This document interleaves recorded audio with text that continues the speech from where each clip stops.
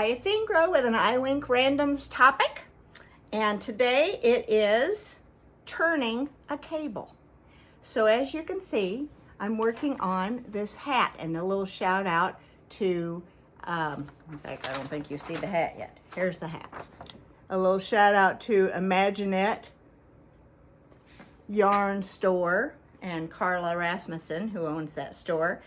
She's teaching us how to turn cables this week, so I thought I would share that with you. And basically we started with a ribbing, which this particular one was a knit 2, purl 1, knit 2, purl 2 type of ribbing.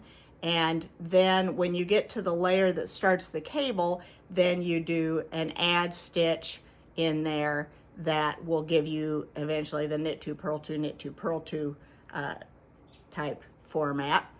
But then we got to the turn, and I did a turn. You can see I did one turn. Let's see, can you see?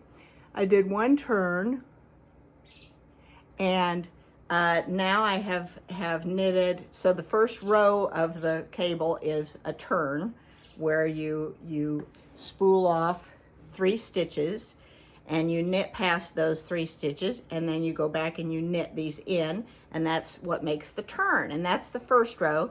And then the 2nd through 5th row, so 6 rows altogether, the 2nd through 6th row, I guess, 6th row would be knitting 6, purling 2, knitting 6, purling 2, so that you've got this pattern going. So that's how we got back into the double purl piece. So those are purls in between there, and these are the cables. Very pretty. So now we are ready to turn another cable. So that's what I thought I would teach you, what I learned last night. So we're at a part. I've got the marker that shows where you started. So this is also an indicator of where you started the row, and then this is an indicator of where this little guy is an indicator of the row that the cable started on. So you can count up from that row. Maybe I can show you that. You can count up from this row 1, row 2, row 3, row 4, row 5. So those are the 5. This is the 6th row, and that's how many rows are in the full cable piece until you start over again. All right, so now we are ready to start over. I'm scrolling off 3 stitches, if you can see, with my little cable. This is a little cable needle. It's very cute.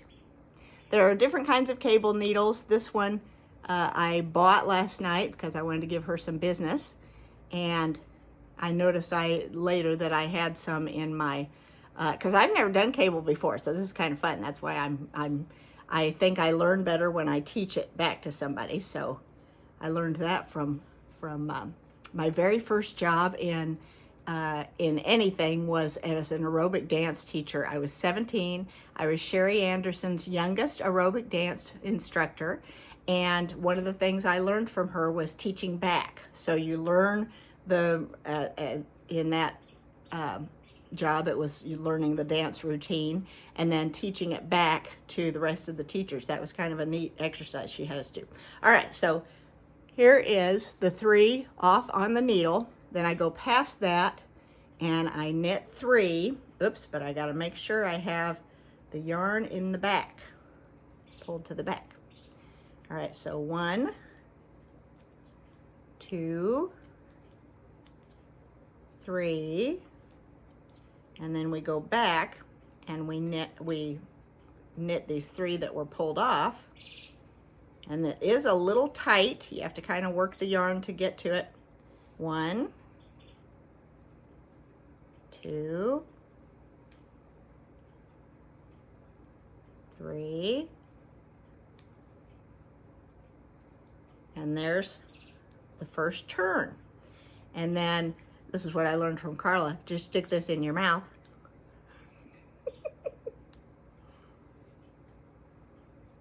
Because you're purling the next 2.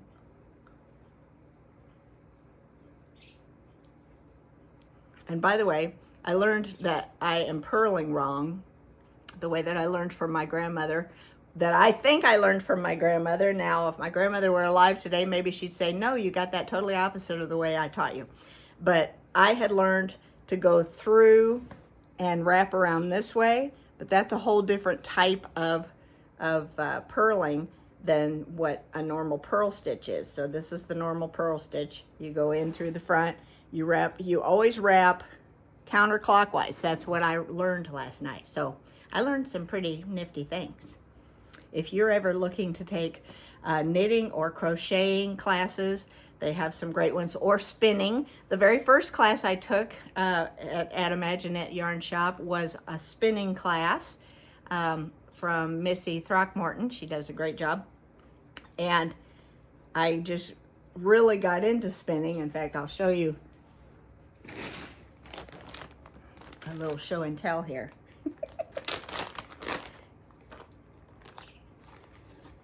I got, a few weeks ago, Brett and I went to an alpaca farm, got this super buttery soft alpaca, and I even met the alpaca that it came from. Her name is Bessie. And then when I went to Sweet Adeline's International Convention last week, I spun a bunch of it. So how fun is that?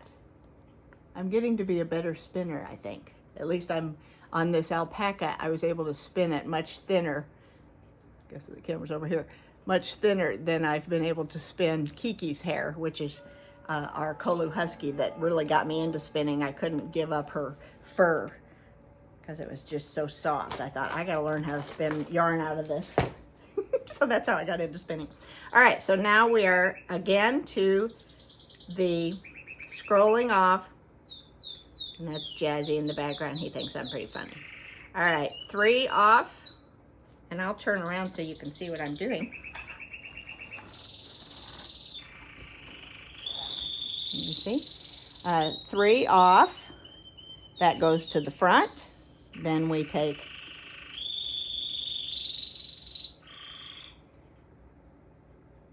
one, 2, 3,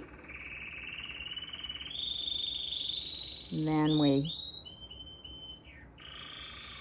get this back up so I can knit it, and we knit it off of the cable needle. 1,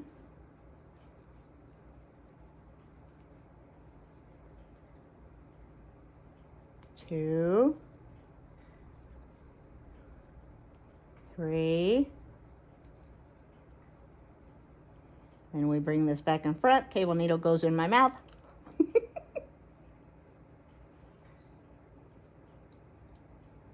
And we're purling 2.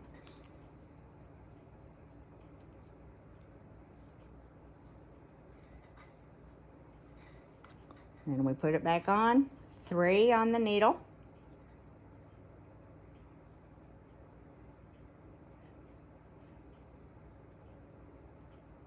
Pull it to the front.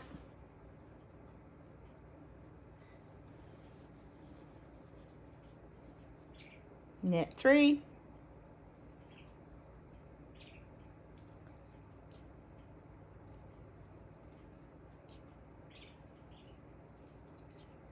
Knit the 3 off of the needle.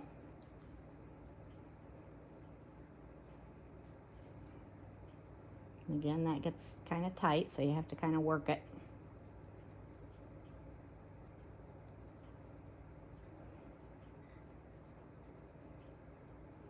It loosens up after you get off of that row.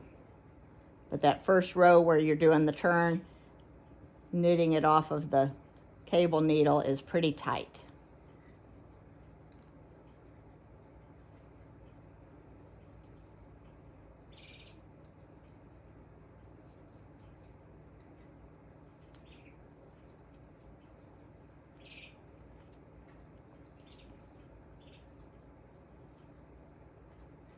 We scroll it off, pull it to the front, knit 3,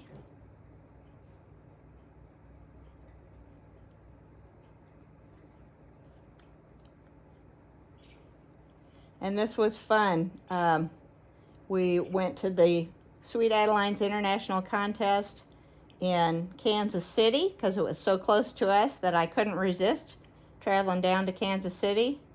Usually it's someplace far enough away I would have to fly, and I've just kind of been avoiding flying these last few years. Brett and I had an interesting experience in one of our flights where we hit an air pocket and had what felt like a 50-foot drop. It may have been even more than that, but it was enough that people were hitting the ceiling if they weren't buckled in. There was a rather large woman next to Brett who didn't have her seatbelt buckled tight enough, and she hit the ceiling, and several people's computers and iPads and phones and things hit the ceiling. I mean, it was a pretty scary drop. And so we just have not been in a hurry to fly since then. I think we have flown since then. But we're taking more road trips nowadays.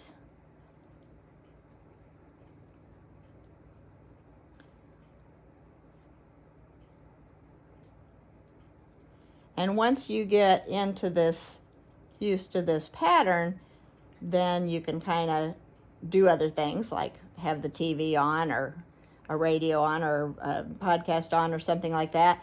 But I don't recommend that for when you're first starting this type of a thing, because you kind of have to keep track of where you are. And several of us were making mistakes. Some people ripped theirs out. I don't rip mine out. I just figure I'm going to figure it out later. And Carla did fix one of mine. All right, so now we go to the front and we do our 2 pearls. I figure I'll do 1 row for you so you can kind of get used to what this is. Go to the back, scroll off 3.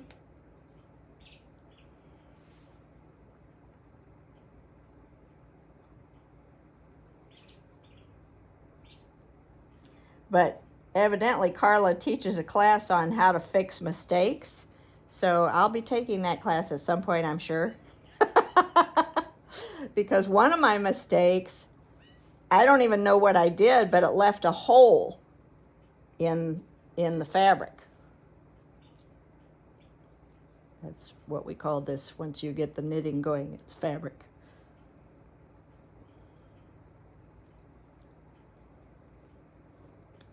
All right, then we go back and knit it off of the cable needle. And you can make all different sizes of cables. These are just real simple 3-stitch cables.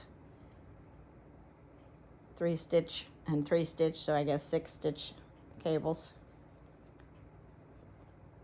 But she showed me one, I was asking Carla about that last night, and she showed me one that was a 12-stitch cable that actually had some really pretty ribbing in it.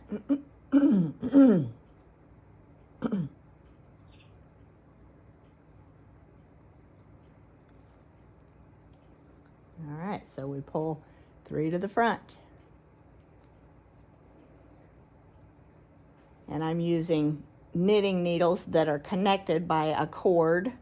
So it's 2 short needles, probably about this size, maybe 3 inches. And my hand's gone dead on me here. And we knit 3. And then we knit the 3 off of the cable needle. And again, it's kind of tight, so you kind of have to work into it.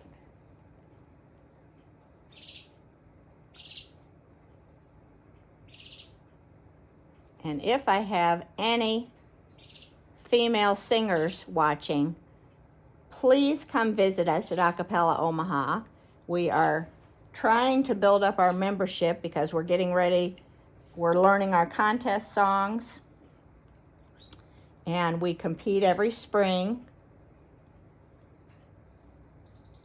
And Omaha, when it was Omaha Chorus, it's Acapella Omaha now, but when it was Omaha Chorus in the 80s and I think early 90s, actually won at the regional level and were able to go to that international contest. So that would be thrilling. I've been a member since 1997, so about 27 years. Is that right? 97, 107, 117. Yeah, about 27 years. Oops. Not watching what I'm doing. And we've never been to international since I've been in, and it's been kind of a smaller chorus than what it was when they went to international, but it's a really good chorus, and it's neat to work on your craft too. The education part is second to none as far as music education goes. So if you want to become a better singer, it's another great organization to be a part of. And we are always looking for female singers to join our group. You do have to audition. You do have to hold your part against 3 other parts. But it is a very fun organization to be a part of. And going to international just brings all that back. It's just a treat to be in such a classy group of women. And it's a worldwide organization, so it's fun to be in a group of women who are from all over. I ran into one Swedish person when I was in line in the concessions. Okay, so I'm scrolling off 3. And when I ran into her, I said, "Can I sing a little song for you, and you can tell me if this is a real song?" Because my husband, Brett, had learned this from his grandpa. And his grandpa was kind of an ornery old soul, and so I kind of always wondered if he just made up a song that he taught Brett. But it was a cute little song. I sang it for her. She had never heard it before. And so then she taught a song. I videotaped her singing a song that we could learn. That's a Swedish song. That's a real Swedish song. I don't know if Brett's grandpa was pulling the wool over his eyes or not. It could just be such an old song. And she said it could be Americanized. She did say that. It could be something that has been in America so long it doesn't sound familiar to Swedes. All right, so we're getting close. This little, you can see this little blue notch is what tells me where we started. So that's the beginning of the row.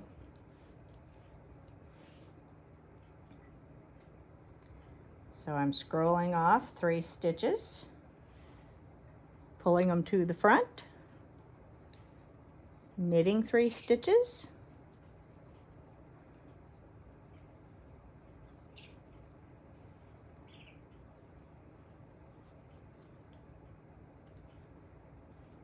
and then we bring this back up, and you have to be careful that you've got it turned the right way, and knitting the 3 off of the cable.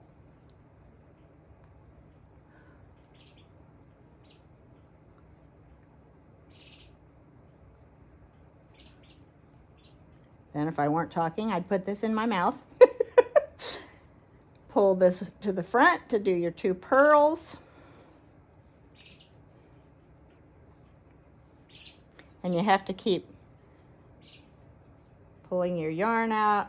I have a center pole ball that Carla did for me on her spinner, and I've got one of those too. I've got a yarn ball maker. I don't know what you would call that. Okay, so where am I? Oh, I think I've got one more stitch to do. Is that right?